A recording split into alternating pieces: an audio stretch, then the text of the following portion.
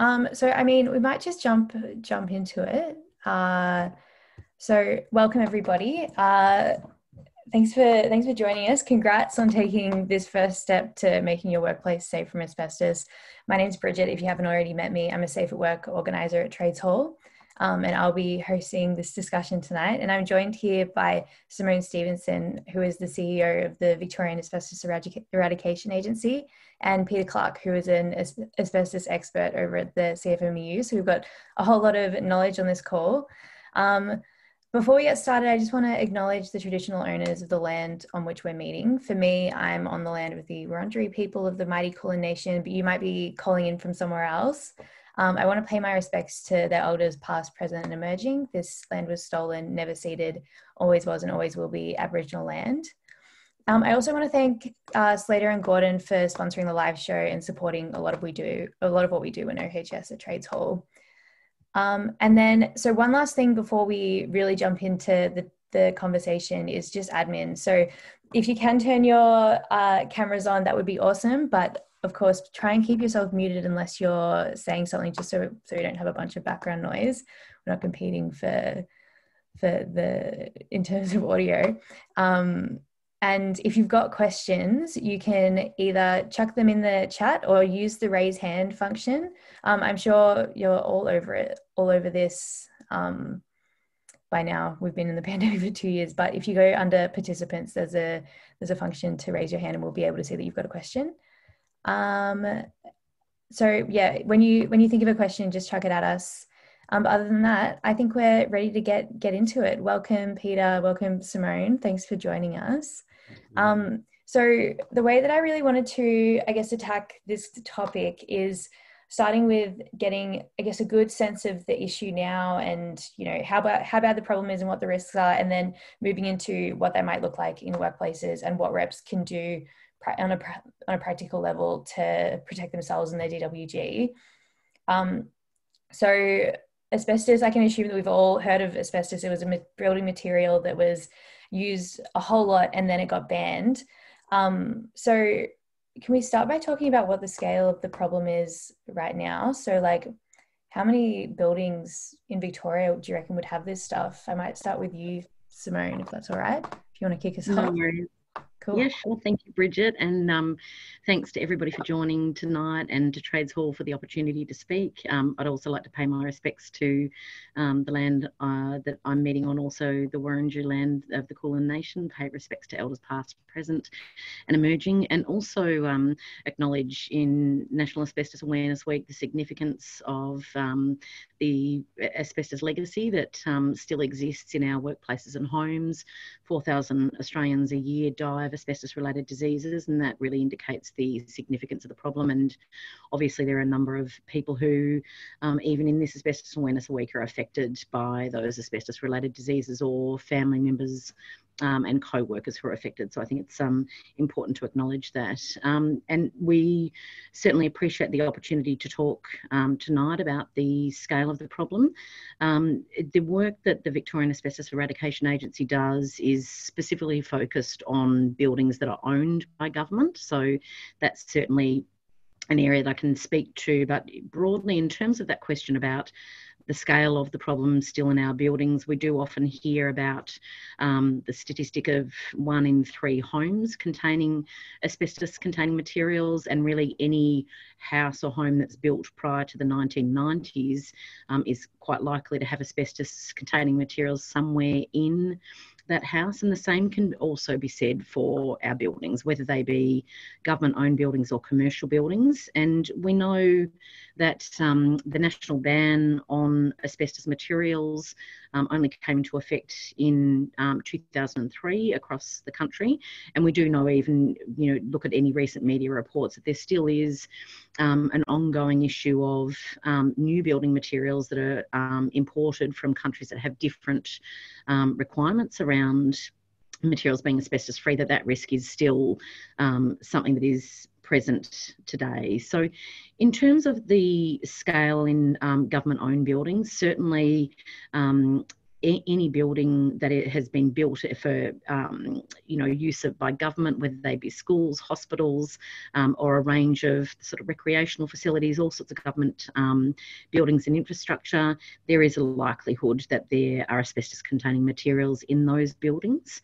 And certainly we know from the buildings that are owned by Victorian government entities that asbestos cement sheeting is one of the most prevalent materials that's still in government buildings, but there are quite a range of asbestos materials that are still in government buildings outside of cement sheeting. Certainly insulation type materials that were used around pipe work and on other plant and equipment that might be in ceiling cavities and wall cavities and other infrastructure in buildings, as well as things like vinyl tiles that are used on flooring in a lot of buildings people would be familiar with. So there is still that ongoing prevalence of asbestos-containing materials, and obviously the government owns a significant quantity of buildings, and so we do know within the government sector there's tens of thousands of buildings that do have asbestos-containing materials within them.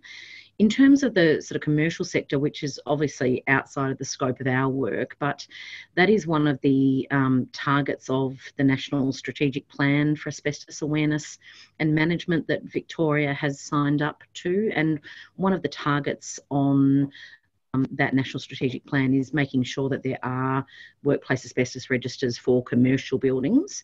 And there are specific targets on the plan that talk about buildings that are owned by government in jurisdictions. Obviously, we're just talking about Victoria in particular, but certainly those materials are still prevalent in our homes and workplaces and in all sorts of different types of uses. From asbestos-containing materials, asbestos fibres were mixed with a range of different products, and it's sort of broadly known that there's over 4,000 different types of products that could be in buildings that contain asbestos.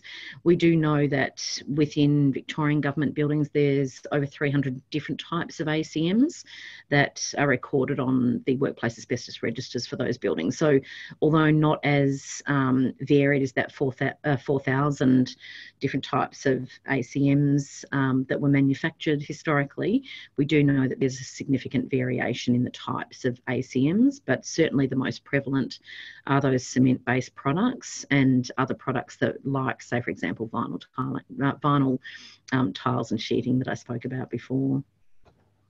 I was going to ask you maybe like where in a building you might find asbestos, but I feel like we don't have enough time to list them all because it's really everywhere. Yeah. Certainly the prevalence, definitely cement sheeting, ceilings, walls, eaves, that is a very common type of use of asbestos materials, and absolutely things like compressed electrical panels. So people who are doing work on that sort of electrical infrastructure, absolutely, often those electrical panels can contain asbestos. And as I spoke about before, insulation type products and things like gaskets, they are types of ACMs that are quite prevalent in buildings. Yeah. Out of curiosity, I'd be really interested to hear from all the reps that are on the line. If you wouldn't mind maybe putting in the chat, if you know around about the time that your building was built, would you be able to pop that in the chat? Like if it was built in the 1980s or the 1970s or just a benchmark, that would be really interesting to know.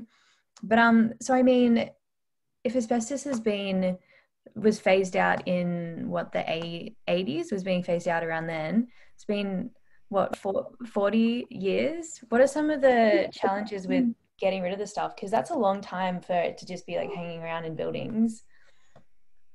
Absolutely. And so asbestos materials could be anywhere from 100 years old to, the youngest, I suppose, asbestos, or the most recent asbestos materials are still about 30 years old. So we are talking about products that have been in buildings for a period of time, and depending upon what the asbestos fibres were mixed with, that can mean that they can have a varied product life. So it does mean that we're talking about materials that in our buildings that are aging, are subject potentially to damage in sort of normal course of activities that go on in workplaces, might be subject to weathering if they're things like, the sort of Super 6 type, asbestos roofing that was used in a lot of workplaces, and also some of those other materials that were used in building infrastructure like insulation and electrical panels. We know they are areas that there are often situations where tradespeople are working on those materials. So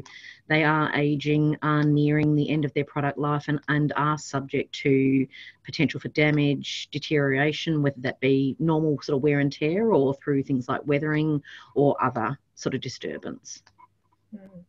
Yeah.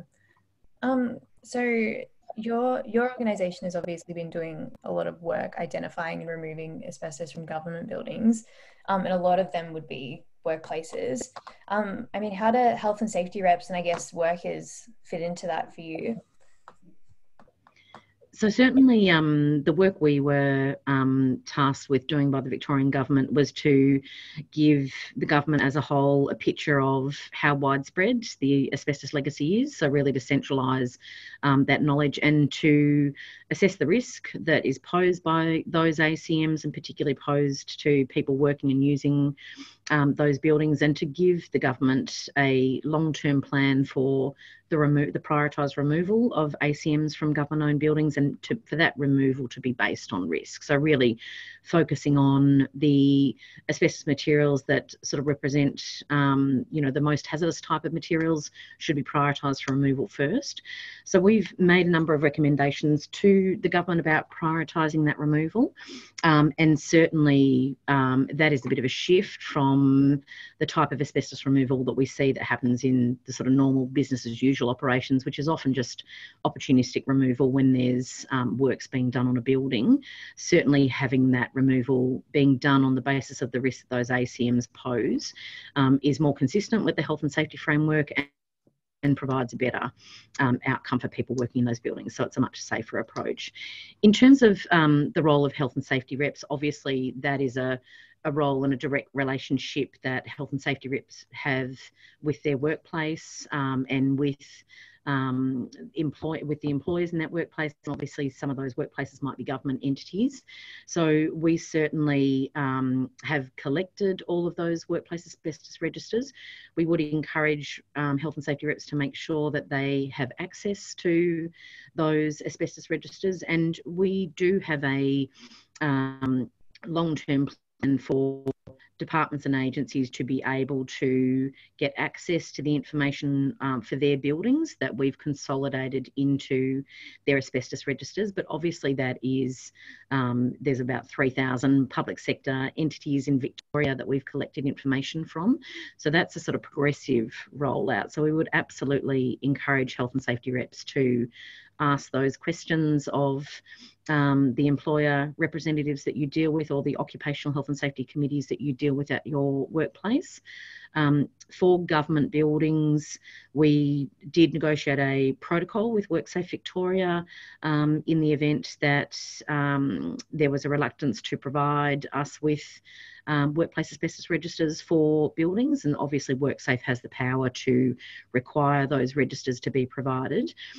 Thankfully, in the early days of our operation, we didn't have to activate that protocol. So certainly all of the departments and agencies that we collected information from provided their asbestos registers, and those registers are effectively consolidated into a statewide register for government-owned buildings. But for access to that information, it is certainly the first port of call with your relevant employer contacts, but also recognising that there is a right under the Health and Safety Act for health and safety reps to ask for that information, to be provided with that information. And certainly it is a key part of making sure people are not exposed to any asbestos risk at their workplace, that people working in areas where there may be asbestos containing materials should be able to access that information. We talk a lot about how health and safety reps are our eyes and ears on the ground. Like they're the ones that see the hazard before it becomes like an exposure or an illness or an injury, which sometimes is when maybe like WorkSafe hears about it. And that's like part of the power of health and safety reps, is you see it and you have those legislative powers to take action. I'm glad you touched on asbestos registers, because I think we're going to be talking a lot about asbestos registers and what you can do with them, and why you should be checking them and making sure they're all up to scratch. Can you give us a maybe like a wiki asbestos registers 101 for beginners, just a basic what it is? Sure. So an asbestos register should identify any asbestos-containing materials at a workplace. It should, if there's, for instance, areas that can't be accessed, but there is a likelihood that there could be asbestos materials in those particular areas that might be concealed, for example, or not able to be accessed, it should list on the asbestos register that those ACMs are assumed to be present. It should identify the condition of the ACMs. It should identify the disturbance potential of those ACMs, and it should also indicate the friability, so how easily a particular ACM could be crumbled by effectively, sort of force of hand. So it should, a good asbestos register should indicate all of those criteria for an ACM, and that is so that there is a good understanding of the potential risk that might be posed by those ACMs. And it should be accessible to anybody who is working in an area, and that includes people who may not be permanently based at that workplace, but might be, for example, tradespeople coming to do particular work on an area. They should be provided with information on areas that they might be working on that contain asbestos-containing materials. Awesome. Peter, I'm sure you've seen your fair share of asbestos registers. What are some of the issues that you see with them, and I guess why is it important? What role do they play? Look, and thanks, Bridget, for the chance to come and chat to all your reps. It's really good. But yeah, some of the stuff that we've seen, well, buildings without registers for a start. And I know Simone had that in the early days where even some of the government buildings didn't have registers or they weren't up to scratch. I think people take it a little bit more serious now. Excuse me. But one of the things with the register, depending on the building, like one of our well-known hospitals in town, that register, I think, is up to about 500 pages. So one of the things that we find that you don't want to give the register to the plumber. You want to be able to go, where is he going to be working, and give him the relevant page or pages to that area. Because as we all know, if it's a document with 500 pages, you're not going to get the time to read it. So that's one of the parts of that. And it could be a simple factory where it might be a 2-pager where they might have some Super 6 roofing, and that's pretty much it, or something of that similar ID. But realistically, yeah. And also when the rep asks to see the register, if you've never seen one before, to understand, what type of asbestos it is and all the rest of it, that can be daunting for a start. I still look at registers and go, that's interesting. What does that mean? And so you need to be able to, if your employer's got a register and they're quite happy to work with you, one of the things for a safety rep would be to ask to have someone come and explain the register. You get a hygienist to come in and work through with the safety rep to explain what it means. And even for the fact is, if you've got some asbestos in your building that, for want of a better word, and I hate using it, but is safe, then it would be great for someone to be able to come in and show you the register, then show you where the asbestos is and how it relates to the register. Yeah. Well, would this be a good time to bring up the checklist that we put together? I'm going to ask my colleague Davina to put a link in the chat. So we've, touching on the point that you made about how sometimes you can look at a register and not really know what you're looking at or what to look for. We put together a checklist for reps to take to when they're going through the register, they know what to look for. So if I maybe share, I'm not sure if I can share my screen while I'm recording a meeting. Sorry, give me 1 second. But if I share my screen to pull it up, would you mind walking us through some of the major points? Yep. Cool. Sorry, the technical difficulties.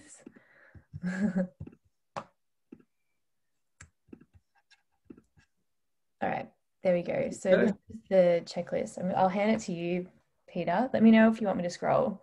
Yep, no problem. What I'll do is, and I'll be quite brief with it all because we've got 15 now, but does your workplace have an asbestos register and is it dated? Really important, because if the register is 5 years or older, it's out of date. So every 5 years it should be redone or updated is probably a better word, because if the workplace is very old and they've done no work whatsoever, as in removing asbestos, you'll find that some of it's still relevant, but it should be dated at least or updated at least every 5 years. But also, if a safety rep asks for an update of the register, you're allowed to under the Act. So that's important as well. If you think the register is not appropriate, you can ask to get it updated. Number 2, was the inspection of the workplace carried out by a person competent to identify asbestos? Well, 2 and 3 are very similar. Was the register done by a competent person? This is really important because there's a lot of people out there that'll say that they can do asbestos registers, and so they'll do what they call the Div 5 of the register, or they'll do an audit for a refurbishment, the Div 6. There's a lot of rat bags out there that don't do a proper job. You really need a competent person, and there's a lot of hygiene companies out there that do a really good job. So that is an important one. It's not just about getting someone in to do the register, but someone who knows what they're doing.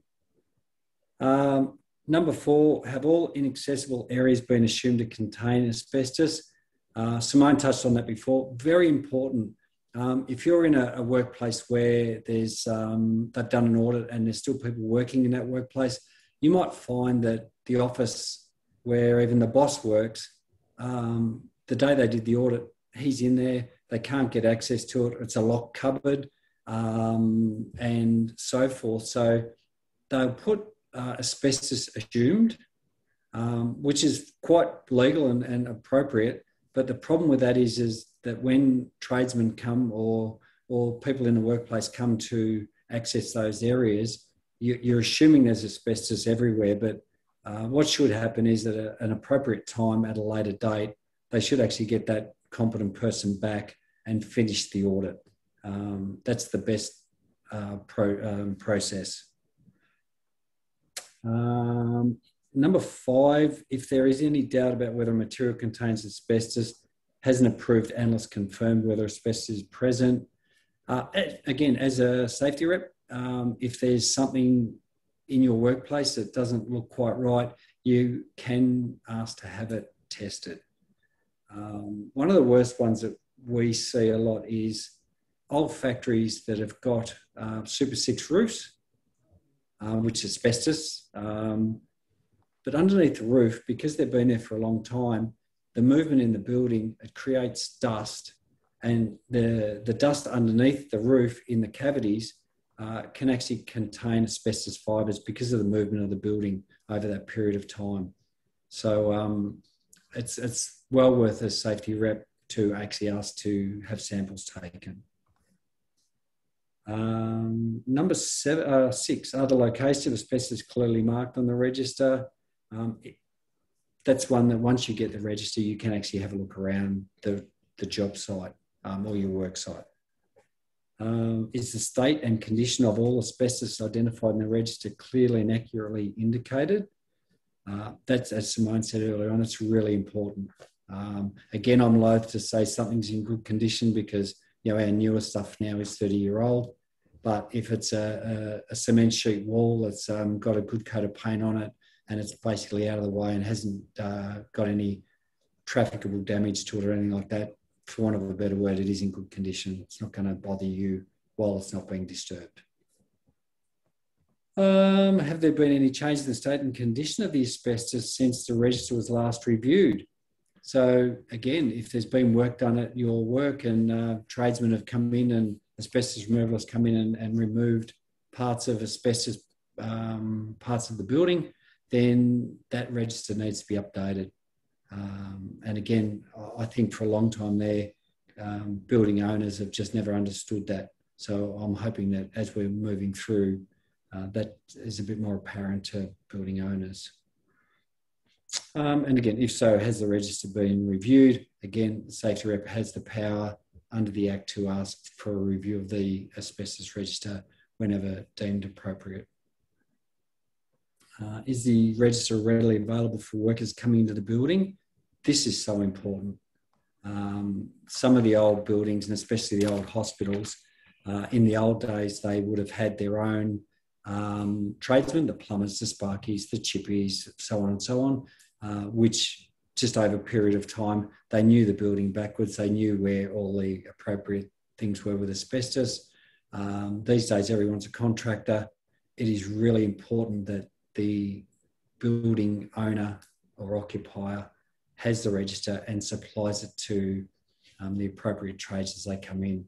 And of course, the trades persons need to actually ask.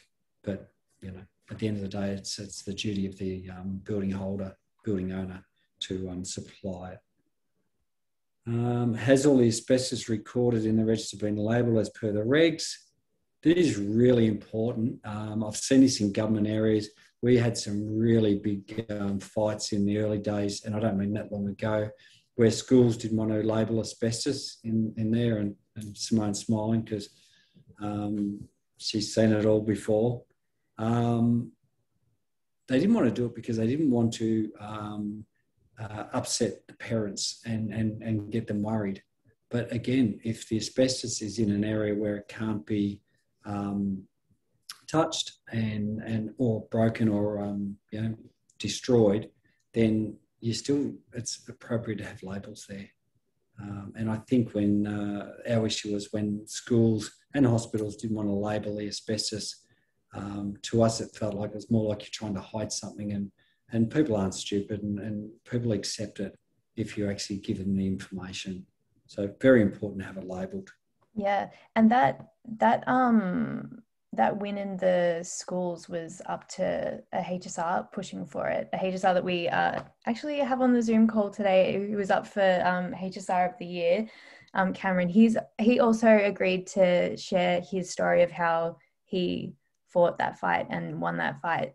So if you're interested in hearing from him and I guess learning from his experience, we've put a video interview of him up on our Facebook, so that might be something to check out after. Anyway, I'll let you keep going, Peter. Yeah, no, that's great. All right, I'll just quickly drop through these. Are there any locations where the asbestos has been identified as friable, i.e. in very poor condition? Friable doesn't have to be in poor condition as in the type of asbestos, but if there is friable in your building and it is in poor condition, it is really pertinent that it gets removed ASAP. Any asbestos in poor condition, if it's accessible to the workplace or workforce, I should say, it needs to be removed. So that's a no-brainer, that one. Is there a plan in place to have all friable asbestos removed by a licensed removalist? Well, under the regs, it has to be removed by a licensed and A-class removalist. And something that the safety rep can do is sit down with your safety committee and your employer and nut out a removal plan. I think you'll find that not all employers, some of them are a little bit tight on the cash, but a lot of employers, if they've got a plan in place and they can do it over a period of time, and obviously they own the building, they will remove it. And if they don't want to remove it, then a little bit of help from the safety rep can go a long way.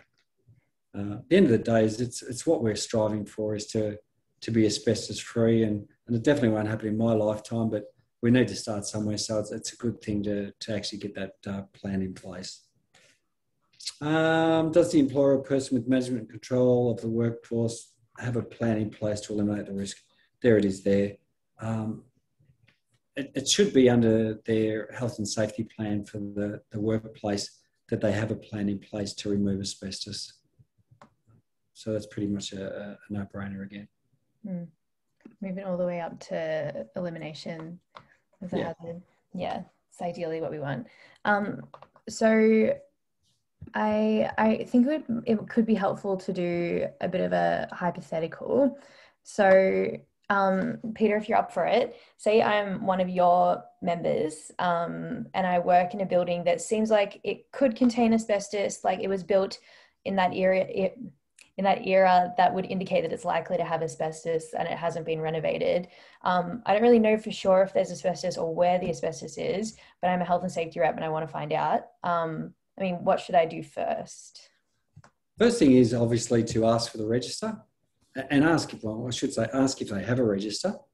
And if the answer is yes, and I'd like to think it is, then grab the register and then also grab your checklist. For the reps listening, the checklist is great. The hall's done a really good job on that. So get a copy of that, grab the checklist and go through it. If it's no, then the question probably needs to then come, does your employer own the building or not? Because if he doesn't own the building, then it is the responsibility of the owner to supply an up-to-date register to the person that's renting the building. So that should happen.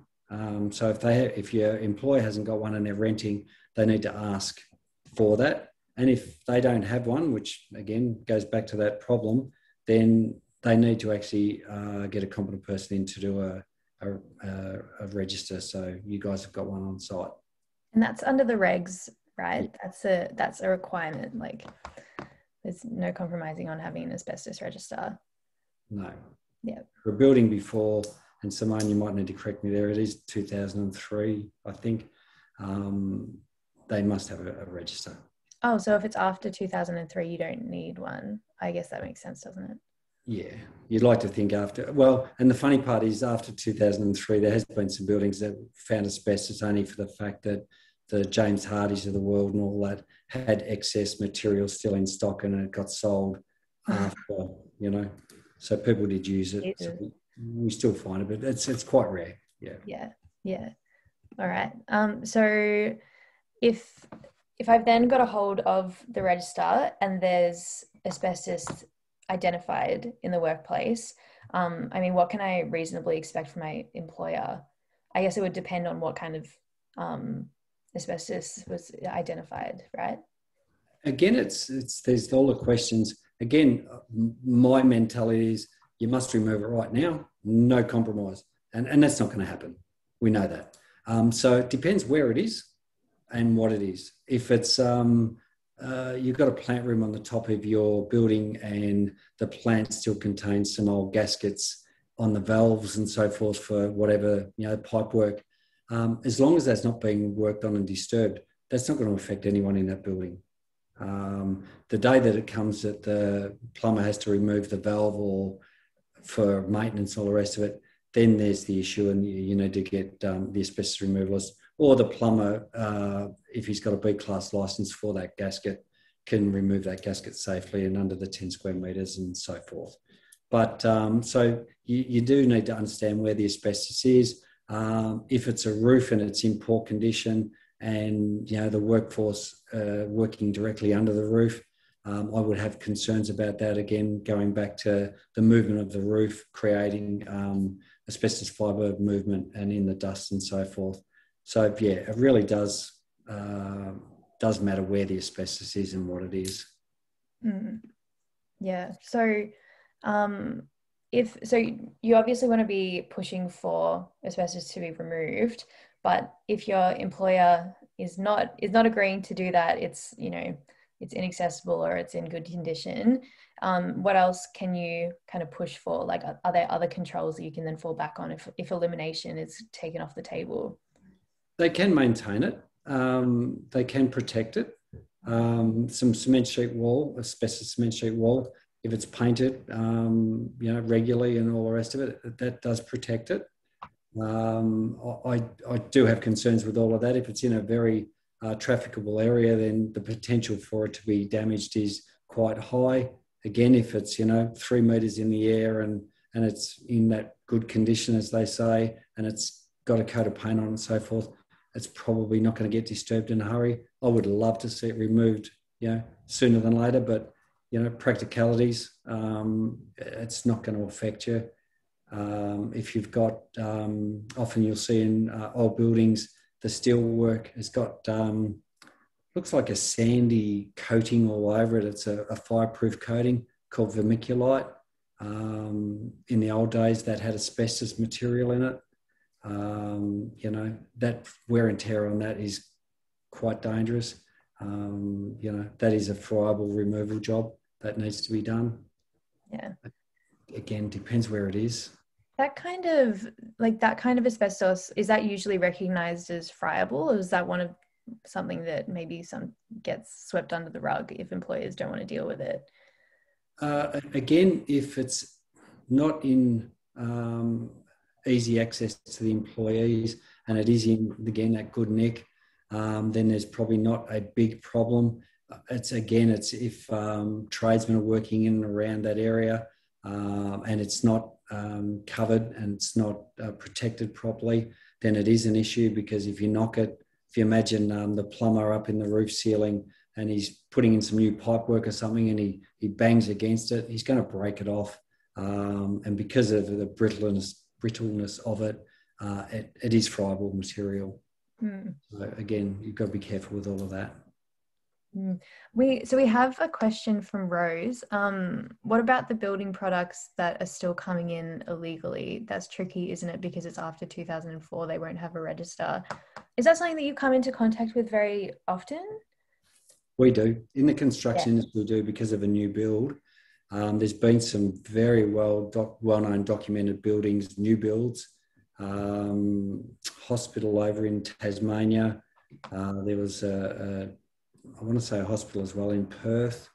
Simone's nodding. Simone will know them far better than I do. They'll come across her desk. The tiles, there was some, I think the roof sheets were the one in Tasmania. There's been so many different building materials come in. Border Force, and I can't bag them, they actually try. They've got a really good list of what needs to be looked at. But again, the massive amount of stuff that comes into this country every day, they're high priority ones, they get looked at, there's no doubt about it. But there is stuff that just seems to sneak through, and some stuff that you just never expected to come in, but it does. Yeah. Simone, do you want to speak to that? Yeah, I might just add, because Peter's right, there have been a number of instances where there's been building materials that have been imported from countries that have, don't have the same regulatory standards that Australia does in terms of materials being asbestos free, or they might have been manufactured in an area where there's asbestos products being manufactured. In Victoria, there has been legislation that, or changes to the dangerous goods provisions to require those ACMs to be removed. So I think that question Rose had about, should they be on the register? And so obviously the requirements under the regs are that there should be an asbestos register for buildings prior to 2003 that have a likelihood or have any chance of containing asbestos. For buildings after that, if there was that situation like Peter spoke about, of the Perth Children's Hospital, where they installed a whole lot of external panels that contained asbestos materials in Victoria, the way the regulator WorkSafe would approach that is to require the removal of those ACMs, and if that removal is not for some reason practicable, then it would have to have the similar requirements around information on those ACMs being held in a register in that building. Yeah, I mean, Peter, in your experience, what happens when that happens? Does the rep spot it? How does it get picked up on? It's interesting, because often it is the rep and the safety committee that pick it up. Because the whole idea, and I think the rules behind it are quite, I don't like them, because they can get tested over in, and we'll say China, but it's not just China, it's America, it's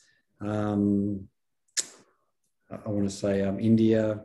There's several countries that we import stuff from that come in potentially asbestos products. But if the product has been tested overseas and they've said it's got 0% asbestos material in it, unless it has a red flag on it, it'll come through.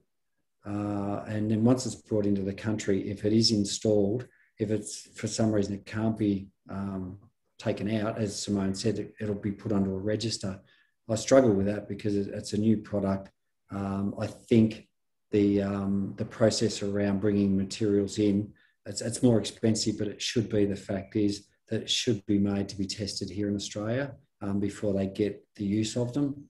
And I don't mean every product that comes in Australia, but just the ones that we really do know that could have issues, the tiles, some of the cladding materials and so forth and so forth. Yeah, good one. So we've got another quick question, and that's, can you clarify that any homes built or renovated prior to 1990 may contain asbestos? And that's Peter, Simone, I'm not sure who has to take one. Any homes built prior to 1990 might contain. Oh, they more than likely will contain it. I was about to say that, yeah. I'm living in one as we speak, so yeah. There's a really And there's a really good video that I think the Latrobe Valley Asbestos Task Force have created in Victoria, which gives a really sort of simple to understand idea of where ACMs can be in homes. So I definitely encourage anybody interested in getting a good understanding of, things like asbestos in wet areas like bathrooms and laundries and behind tiles and those sorts of things. That video they put together is really useful. And I'm happy, I'll try and dig it out and put it in the chat. Was that the home DIY one that you're thinking of? I've seen that video. I know the one that you're talking about. That's a really good video. Great video. Yeah, awesome. I might revisit the hypothetical. And so we talked about what you can do if the employer refuses to remove asbestos. But then on the flip side, if your employer does agree to have the asbestos removed, what hazard controls during the removal can workers and HSRs expect, and how can HSRs be involved in making sure that process is really safe? Again, the big one here is that depending on, and that seems to be a big word I use all the time at the minute, but depending on where the asbestos is and what it is, will determine the process. Because if it is friable, it will need to be done under bubble conditions, which is basically they build a plastic room around the affected area, and then put negative air fans in, so while they're removing the asbestos, it can't escape outside of the bubble, is what it's called. Now, if it's right in the middle of your workplace, I'm assuming that that's not going to happen while you're at work. So there's several things to do. Is that the asbestos removal, like a lot of the schoolwork that gets done now, it'll get done on the school holidays. A lot of big corporations will do works over Christmas, so they'll do a Christmas shutdown, and they'll get asbestos removals in to do that work while the shutdown and everyone else is away on a break. If it has to be removed when there's workers around, again, if it's a Super 6 job, a roof job, some cement sheet walls need to be removed, something like that can be done quite well, again, depending where it is, with the workforce still there. With the cement sheet type stuff, it's not a friable job 99% of the time, so it gets removed without the bubble type scenario. So they can coordinate an area off. The hygienist would be there, they would put air monitoring up and so forth, and that's where the rep gets involved with all of that to make sure that process is in place. But it is extremely important, again, for that process to be done by a really good, competent company. And that'd be the difference between getting a really good job done at your workplace and getting a very ordinary one, which could be dangerous. Yeah. Is there a way to know whether the removal list you're getting is a good one? One of the best things is that for a long time now, we've always had a list through Trades Hall. So your reps can actually get in touch with Trades Hall. You guys will, I don't know if you've got our latest up-to-date list, because it does vary and change, But if not, you guys will get in touch with us, and we'll always let you know who are some of the most reputable ones. There's such a lot of asbestos removalists out there, and some of them do a great job and some of them do a terrible job. And it's sad to say that in this era, WorkSafe's got court cases going on at the moment that we're involved in, where asbestos removalists they're not qualified, and they just don't care about the job, so they're just getting in there and smashing it out.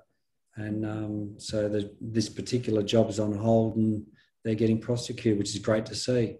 But, so it really is something that the reps can get involved in to make sure that the boss isn't just going for the cheapest product, the cheapest guy on the street. Yeah.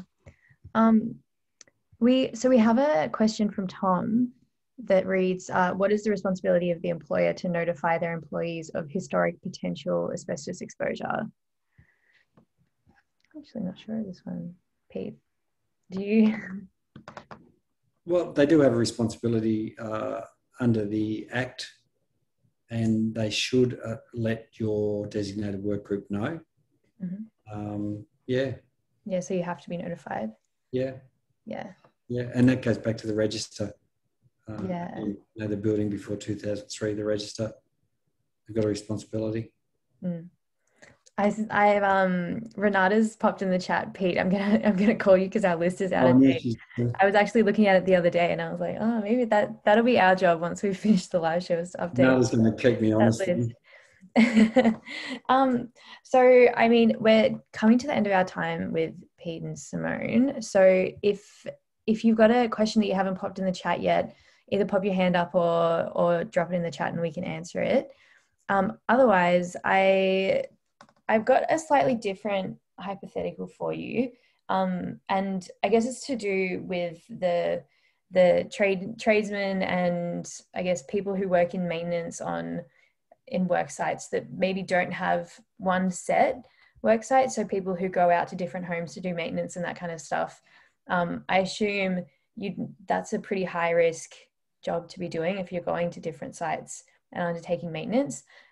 So do you have any, I guess, tips or steps that HSRs working in those industries can take to make sure that they're not at risk?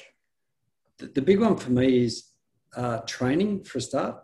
We're actually pushing at the moment to try and get a mandated training for apprentices. I would like to take it back further and get it done at school, at like a high school type level, because at the end of the day it's great for apprentices, but vast majority of people doing home renovations these days aren't necessarily tradespeople. They're office workers, plumbers, nurses, whoever, and might not get that knowledge base from as an apprentice would. But at the end of the day, tradespeople need to get trained, and as reps do. But I think it should be specific training as well. I know, say, the Plumbers Union here in Victoria, they will do specific training for their plumbers, apprentices and tradies. And I think that's really important because it goes back to their workplace and what they'll be dealing with. And at the end of the day, a lot of plumbers, even if they're working in, say, commercial areas, because they're licensed plumbers, they might do a little job for their family on a weekend or a little cashier here or there. They need to know where asbestos is. And, if you go into someone's home, you're not going to get an asbestos register there. So you really do need to understand, plumbers and sparkies especially will go into areas where there's potential in the older house to have asbestos. So the training is very important. So I think that brings us to the end of this live show. Awesome work, everyone, on logging on. This is, I guess, the first step that you take to making your workplace safer when it comes to asbestos, getting the information that you need. I'm going to ask my colleague to resend that link to the checklist in the chat so you can have it there, download the checklist, ask your employer for the asbestos register. It's really, really important that you take action now. If you think there's asbestos in your workplace, if you think, especially if there's damaged asbestos, friable asbestos, if you think that your workmates are at risk, it's really, really important to take action now and not wait for a potential exposure or for something to go wrong. So the last thing that I wanted to say is that the OHS network, we're going to be having a end of year party, a little Christmas party for our OHS network, which is the network of HSRs that we've got around Victoria who are all fighting for really safe and healthy workplaces. It will be great to see you all there. It'll be a really great way to wrap up the year and catch up with some other health and safety reps. We'll be putting more information out about that in the near future, but really looking forward to seeing all your faces there. Otherwise, thank you so much, Peter. Thank you, Simone. It's been really, really informative and really helpful. And I'm sure that a lot of the reps got a lot out of this session. And yeah, awesome. Thank you, everybody. Bye, everybody. Thank you. Yeah. Right. Thank you.